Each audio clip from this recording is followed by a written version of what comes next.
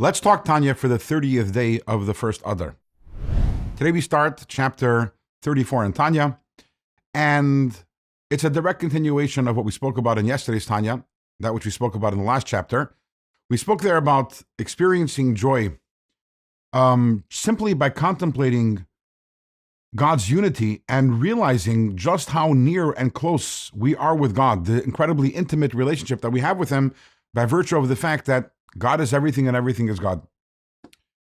And we ended off yesterday with a question, which is, that's great, but we don't feel it. If we were to feel it, yes, we'd be jumping for joy, but we don't feel it. Now, there were people who did feel it. The examples that the Alter Rebbe gives over here in this chapter is the Ovis, our forefathers. Our forefathers, they were called the Merkava, they were called the divine chariot. And why is that?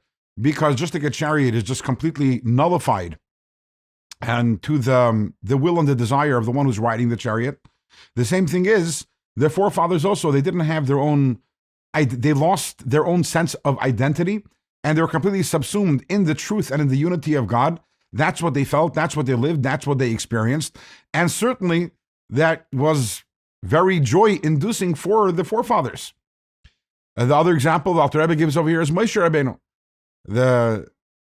Our sages tell us that Shechina medaberes mitoch greiner shel Moshe, which means that God spoke through Moshe's mouth. Now think about that for a second. Usually we think of a prophet as someone who relays the message from God. But it doesn't say that Moshe relayed the message from God, but rather that God spoke through Moshe. What does that tell us about Moshe? That means that he was completely open to the truth of God's unity, to the extent that God manifested himself through Moshe Rabbeinu.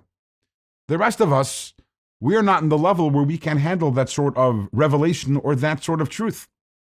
In fact, there was one time in history where that truth was revealed to us completely, and that is by the giving of the Torah, by Mount Sinai.